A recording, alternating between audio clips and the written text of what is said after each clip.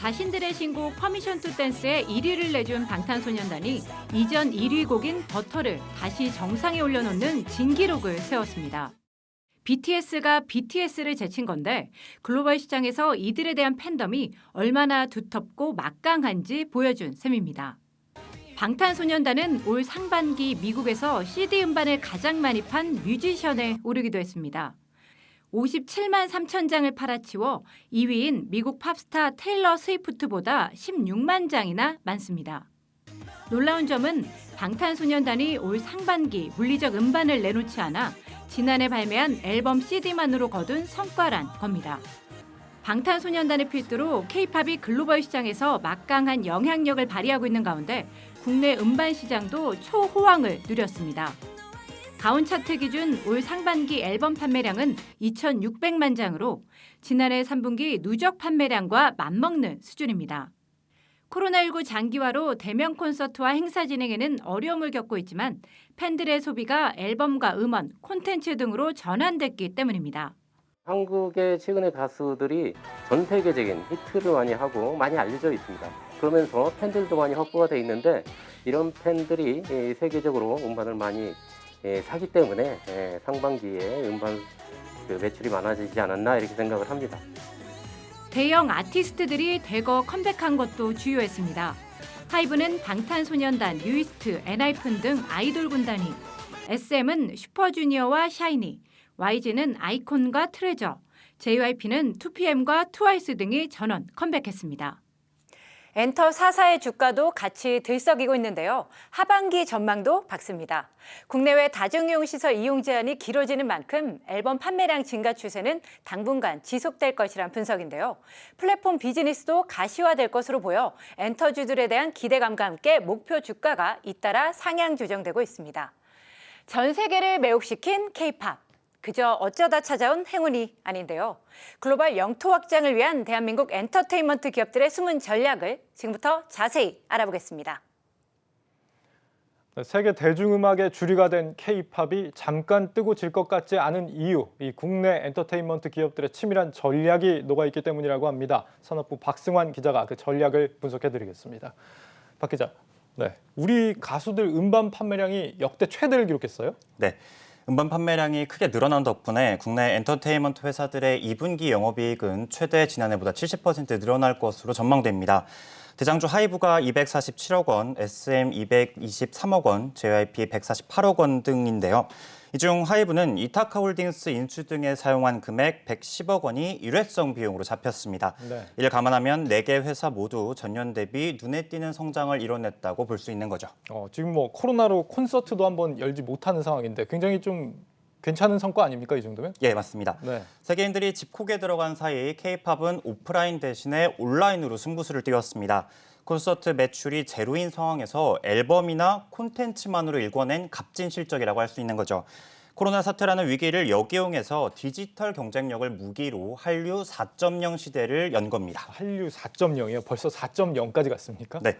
음악 산업 중심으로 볼 때 한류 1.0은 1세대 아이돌이 중화권에 처음 소개된 시절이었습니다.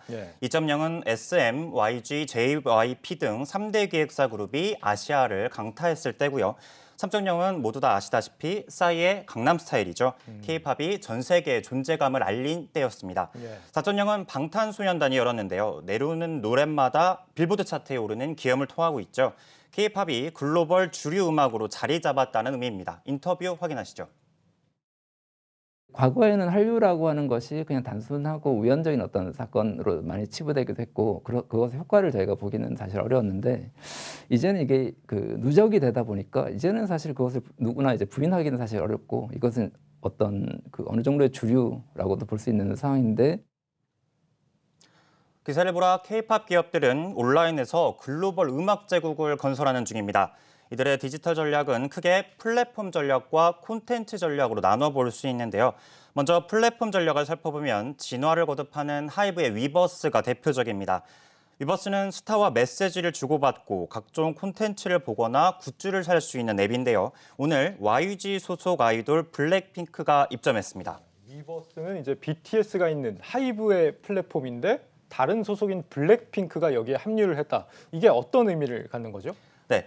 블랙핑크는 유튜브 구독자 6,350만 명으로 세계 가수 중 저스틴 비버 다음입니다. 네. 3위가 BTS, 이 둘만 합쳐도 팬덤 규모가 상당하죠.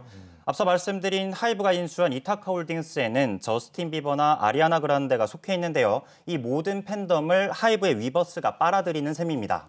블랙핑크의 구독자가 BTS보다도 많았네요. 그렇군요. 엔터사의 플랫폼이라고 해서 자기네 소속 가수들만 이렇게 활용을 하는 게 아니고 다른 소속사에 있는 가수들도 와서 활동을 하는 말 그대로 좀 음악계의 뭐 플랫폼 공룡이다 이렇게 볼 수도 있겠습니다. 맞습니다. 검색은 구글, 동영상은 유튜브, SNS, 페이스북 같이 이미 지배적인 사업자들이 나와 있는 상황이죠. 네. 반면 음악에 있어서는 아직까지 뚜렷한 강자가 없다는 평가가 주요합니다. 위버스가 세계적인 음악 플랫폼 자리를 꿰찰 수 있을 것이라는 기대감을 거는 이유가 바로 여기에 있는 거죠. 하이브의 플랫폼화를 좀 눈여겨볼 만하고 그러면 다른 엔터사들은 어떻습니까? 다른 것도 이런 플랫폼 전략을 쓰는 곳이 또 있어요? 네, SM 엔터테인먼트는 자회사 디어유를 통해 디어유 버블을 운영 중인데요. 디어유의 지분을 JYP가 인수하면서 2대 주주로 올라서 협력을 강화하고 있습니다. 네. 이러한 스타 플랫폼에는 게임 회사인 NC소프트도 일찍이 진출해 있는데요.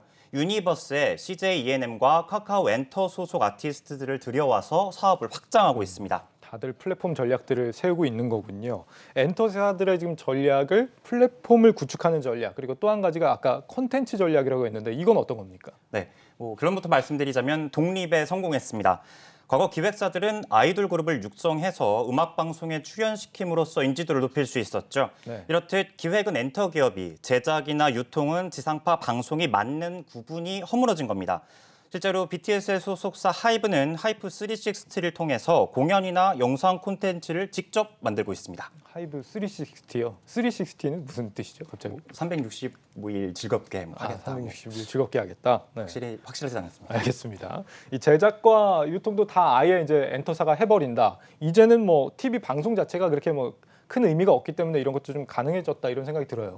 네, 맞습니다. 과거 기획사들이 방송사들의 선택을 받는 입장이었다면 이것이 이제 완전히 뒤바뀐 거죠. 네. 실제로 하이브는 BTS를 등장인물로 달려라 방탄, 인더숲 같은 예능 프로그램을 직접 만들고 있고요. 인터숲은 JTBC가 선택돼서 방영되기도 하는 다소 특이한 일이 발생하기도 했죠.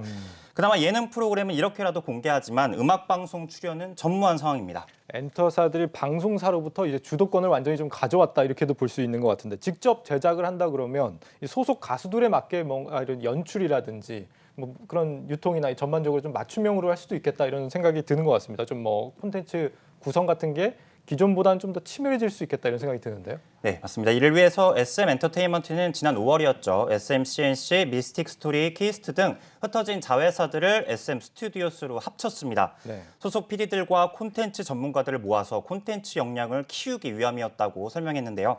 가장 오랜 역사를 지닌 K-팝 맏형으로서 음악, 영상, 아바타들을 다 아우르는 미래형 콘텐츠를 선보이겠다는 포부입니다.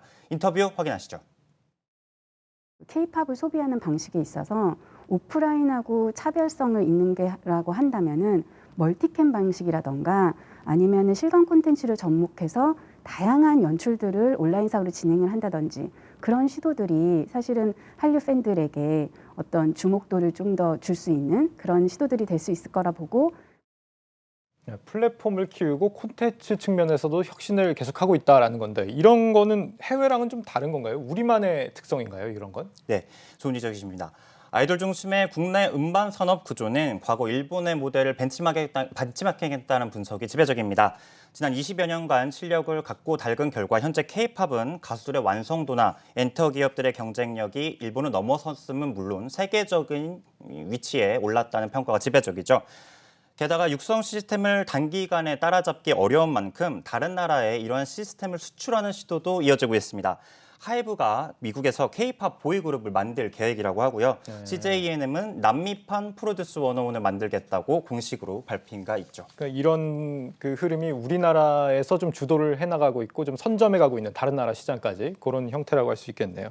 이렇게 플랫폼과 이 콘텐츠 두 가지 외에 혹시 또 우리 엔터사들이 뛰어들고 있는 또 새로운 분야 같은 게 있습니까? 예, 다소 생소하실 수도 있겠지만 심지어 자산 시장의 요새 화두죠. NFT로의 진출도 속속 진행하고 있습니다. 네. 현재 음악 산업은 CD를 사서 갖는 게 아닌 실시간 재생, 스트리밍이라고 하죠. 이것으로 공유하는 구조를 갖고 있는데요. 여기에 반작용으로 등장한 개념이 바로 이 NFT인데 NFT로 제작한 음원은 실제로 구매해서 소유가 가능합니다. 더구나 무한정 복사가 가능한 MP3에 반해 정식 인증본을 가질 수 있다는 점에서 찐팬들에게는 굉장히 매력적인 제품이라고 할 수 있는 거죠. 예, NFT가 이제 가상자산 얘기하면서 우리가 많이 다뤘던 개념인데, 그러니까 뭐 일종의 이제 디지털 콘텐츠에서 정품 인증하는 그런 개념이라고 할 수 있는 거죠. 뭐 이건 지금 뭐 그렇다면 엔터 쪽에서는 NFT가 어느 정도나 지금 진행이 된 상황입니까? 예, 실제로 지난 6월 국내 가수로는 처음으로 팔로알토라는 래퍼가 NFT 음원을 발매했습니다. 예. 범내로 온다로 유명하죠. 이날치도 이 곡을 NFT로 내놓기도 했어요. JYP는 디지털 자산 거래소 업비트 운영사 두나무와 NFT와 관련된 업무 협약을 맺었고요. 다만 전문가들은 NFT가 아직 사업 명약이 명확하지 않지만 선점 효과를 누리기 위한 시도로 이를 해석하고 있습니다. 고정민 교수입니다. 엔터 기업들이 만약에 이런 급변하는 환경에 조금이라도 뒤처진다면 장기적으로도 뒤처질 가능성도 있는 거거든요. 그렇기 때문에 어떤 변화가 있으면 이걸 선정을 해서 거기에 들어가서 어떤 모델을 만들려고 하는 그런 노력의 일환으로 보입니다. 사업 외에도 음악 본연에 대한 조언도 나옵니다. 오늘날 K-팝이 댄스 음악을 중심으로 리드미컬함과 현란한 춤이 대다수라는 조언이겠죠. 세계적인 가수인 비틀즈와 같이 성장하려면 새로운 장르를 고민해야 할 때라는 평가입니다. 네, 산업부 박승환 기자였습니다. 잘 들었습니다.